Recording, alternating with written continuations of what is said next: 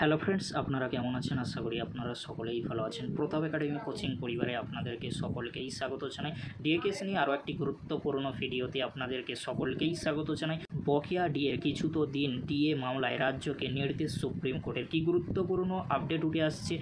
সরকারি কর্মচারীদের মহার্ঘ ভাতা বা ডিএ মামলা নিয়ে সুপ্রিম কোর্টের সাম্প্রতিক শুনানি এক নতুন মোড় নিয়েছে। বিচারপতিদের পর্যবেক্ষণ এবং রাজ্য সরকারের যুক্তি, পাল্টা যুক্তির মধ্য দিয়ে মামলাটি এখন চূড়ান্ত রায়ের দিকে কিন্তু এগোচ্ছে। এই শুনানিতে বিচারপতিরা কিছু গুরুত্বপূর্ণ পরামর্শ দিয়েছেন, যা রাজ্য সরকারি কর্মচারীদের মনে নতুন করে আশা কিন্তু জাগিয়েছেন। চলুন তাহলে সেই বিস্তারিত আপডেটটি আমরা জেনে নিই। শুনানির শুরুতেই মাননীয় বিচারপতিরা রাজ্য সরকারকে ডিএর কিছু অংশ মিটিয়ে দেওয়ার পরামর্শ দেন।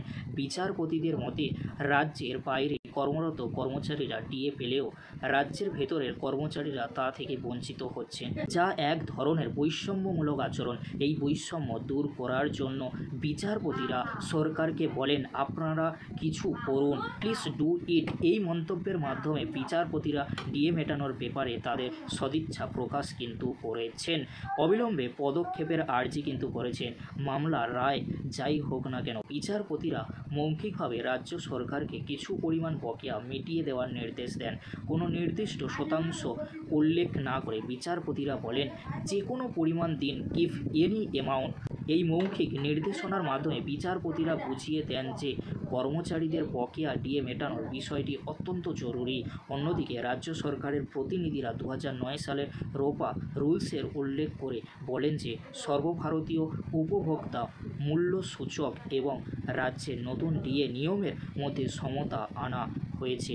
তাদের মধ্যে ডিএ কোনো নৈতিক অধিকার নয়, বরং এটি রাজ্যের বিবেচনার ওপর নির্ভরশীল।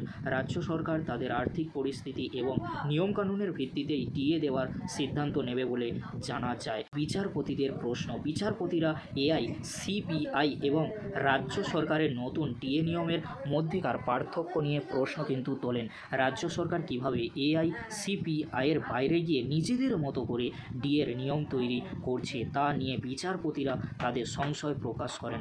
শুনানির সময় এটা স্পষ্ট হয় যে হাইকোর্ট এবং ট্রাইব্যুনালের রায় আইনি যুক্তির ওপর ভিত্তি করেই কিন্তু দেওয়া হয়েছিল।